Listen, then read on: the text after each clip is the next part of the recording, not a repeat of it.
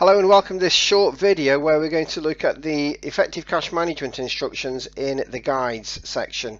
So we're going to run through the 5 categories there, starting with the 4 main principles. So principle 1 is maximise the rate of interest that you earn, which is obvious and straightforward. And principle 2 is protect your savings with the financial services compensation scheme. Again, obvious but not quite so straightforward.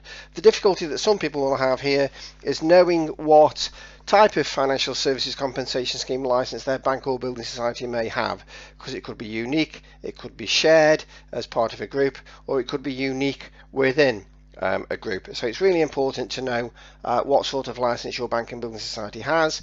For businesses, charities, trusts, so on and so forth, the issue there is, are they actually protected? Because not all businesses, charities and trusts are protected by the financial services compensation scheme. So again, it's important that we speak to our financial advisors to understand what sort of protection that we have.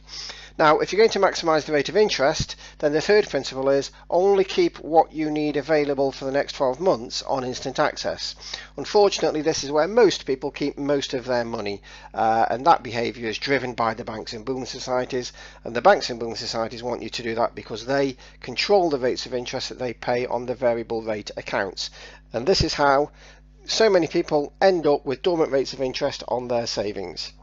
And once you've met your instant access requirements, then you build a portfolio with any balance that you have remaining, and again in equal chunks. So how much have you kept on instant access? Keep the same amount on 1 year, 2 year, 3 year, until you run out of money, or of course until you hit the 5-year mark, and then you have a choice.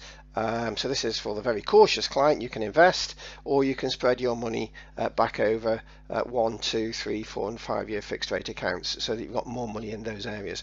But when a client understands that they have fully met their requirements for cash, then it relaxes their attitude towards investments and obviously risk-based opportunities. Now, 5 years is the best portfolio you can get with cash, but that's not necessarily the best thing you can do with your money. So it's really important that clients speak to their financial advisors to make sure they get their balance between their cash and investments right, in line with their attitude to risk. Now, managing cash this way makes sure that the client always has access to capital over the next 12 months, and it also makes sure they're never more than 12 months away from a new tranche of money, so that they can top up if they like, or continue to roll the money forward. So how do you do this? Well, first and foremost, if you're going to maximise the value, you must research the entire market, and you must not be over loyal to any bank or building society. It's important where it's UK based and protected by the financial services compensation scheme. If it's good enough for the locals in any area, then clearly it's good enough for anybody else nationally. Now, when you structure your money in this way, you do have to make a decision every 12 months. So as the economic circumstances change and as the opportunities with savings change, then you're there to make a decision. You've got a clear plan, your money is fully protected, and as we've said, we are saving for the longer term.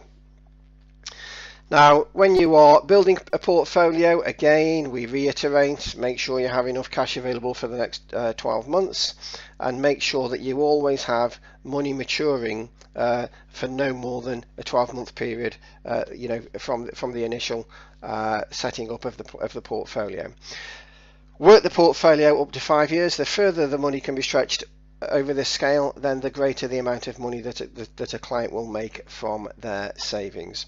And finally, all application forms have to be sent off direct. You're better off looking at the remote application process, which is posted online generally, and because then you've got access to all of the banks and building societies nationally, and you are far less restricted.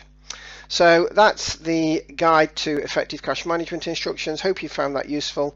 If you have any questions, then please don't hesitate to contact us in the normal way.